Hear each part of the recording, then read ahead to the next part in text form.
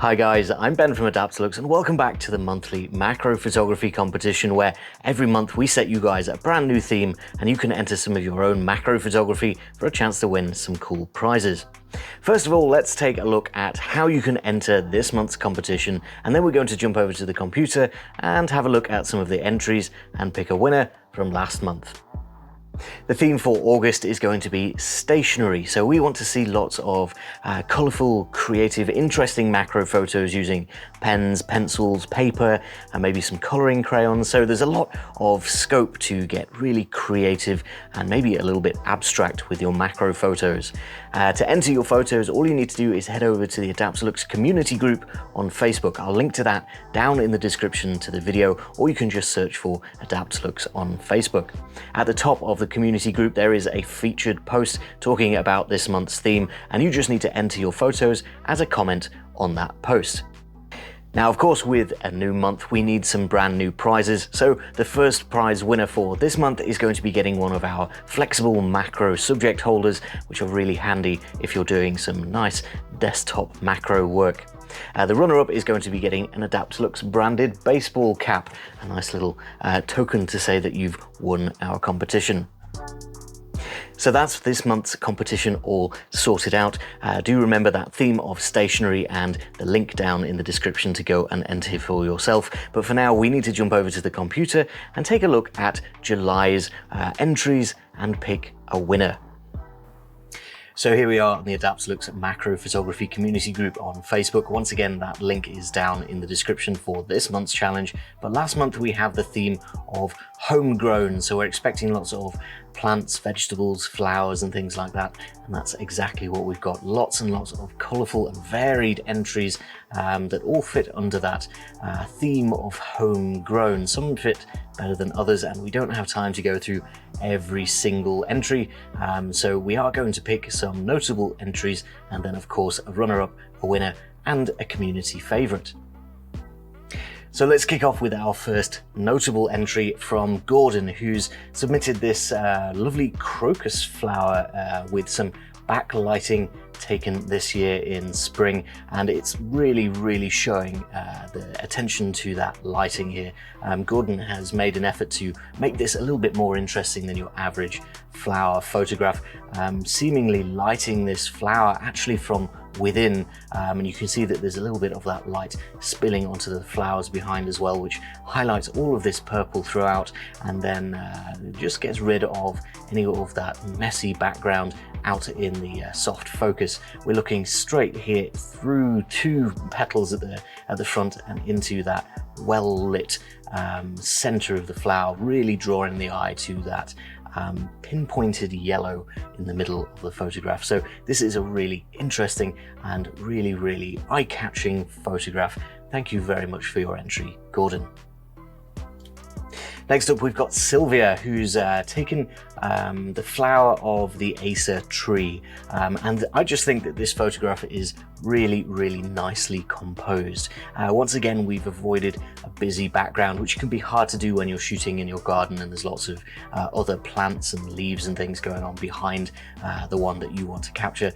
So Sylvia has managed to get just a nice dark blue, perhaps against the sky or something like that, and then lit with two white lighting arms from the front just to capture all of that colour and the really interesting shape of this particular flower with these droopy, I guess, well, they're not really petals, I'm not sure what they are. Comment down below if you know the name for these particular structures on this particular Acer tree flower, but overall just a really nicely composed and well lit image. Thank you very much for your entry, Sylvia. So next up, we're back with a very colourful, very sharp image from Mike. This is a homegrown flower captured with a hoverfly in motion using the freezing power of the Adaptalux flash lighting arms. Mike says that he's captured this hoverfly eyeing up a nectar lunch, which is pretty accurate, but that doesn't really speak to the fantastic composition and timing of this image. The flower is well composed anyway, but then getting that hoverfly just in the right position between these petals so that it stands out a little bit in the image as well. That's quite an achievement and not very easy to do, while also keeping camera shake to a minimum, keeping the flower in focus, and keeping everything else well composed. So overall, that is a fantastic achievement. You should be very proud of this image, Mike. Thank you very much for entering it. Next up, we've got a different kind of lunch. We're looking at melon, but particularly melon seeds. And this is an impressive image in a slightly different way to the ones that we've seen so far, simply because of the magnification factor here. These seeds are obviously very small in real life, and getting up this close is quite an achievement when you're also taking into account all of the detail that's been captured here and the really pleasant lighting. Each one of these seeds has really nice lighting and color across each of them, and it's also capturing all of that lovely detail on the surface of each of these seeds, while also focusing in on that strange structure of melon still connecting all of the seeds. So Turgid has done a fantastic job getting up this close to the seeds. So thank you very much for your entry. We hope to see more like this in the future.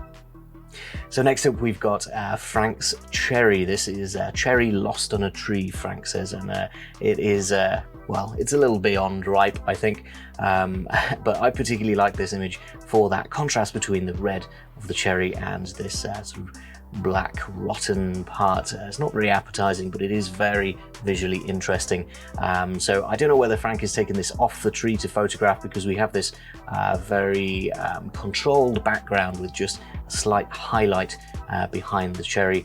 This looks like a studio shot to me, but do correct me if I'm wrong there, Frank, because it's impressive either way, and it will be more impressive if you've managed to get this background outdoors. But still, this is a very nice, eye-catching, colourful image of your lost cherry. Thank you very much for entering it. Every month we like to focus in on the community's favourite photo, and this one by Carol of a bubble on a flower is certainly the favourite for this month, with 11 total likes and reactions. So thank you to everybody that voted for this one, but also thank you to Carol for this really lovely image of a bubble sat down on a flower in her garden. Now, it's quite an achievement to capture a bubble in place like this. It takes some good patience, because, well, anybody that's tried it will know that these bubbles don't last for very long. But being able to frame this properly with the flower still being nicely in focus, and also capturing a little bit of this lovely coloured sort of oily texture that the bubbles create, it's a really lovely image. And again, we've got that nice soft background that's not distracting from the softness of the bubble and the nice colour of the flower. So thank you very much for your entry, Carol. You're our community favourite for this month.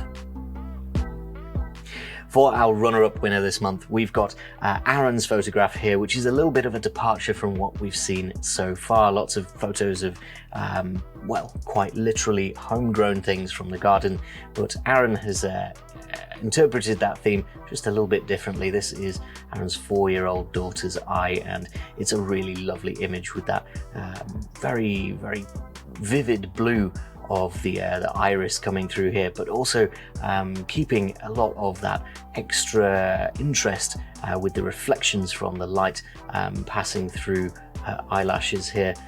So this is a fantastic image. It's really, really sharp, and it's a very, very tricky thing to capture in such a nice way. So Aaron, you are our runner-up winner for this month. Very well done.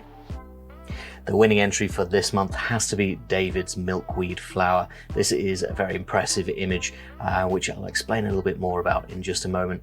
But straight away you can see that we've got some lovely colours here, a lot of sharpness, and this really interesting composition. Just putting the centre of the flower up into the top right corner of the image is a great choice. But the real challenge here is when you see exactly how small this flower actually is. So this is I believe this is an American penny. Yeah, and God we trust, is an American penny, so very, very small, and the flower is only a fraction of the size of that penny. So when you see the detail and sharpness in this flower, recognizing how small it is, it becomes all the more impressive. So thank you very, very much for your image this month, David. You are our winner. Thank you very much for entering. So thank you once again to everybody that took the time to enter July's challenge, and very well done to the winners. We'll be getting your prizes out to you as soon as we can.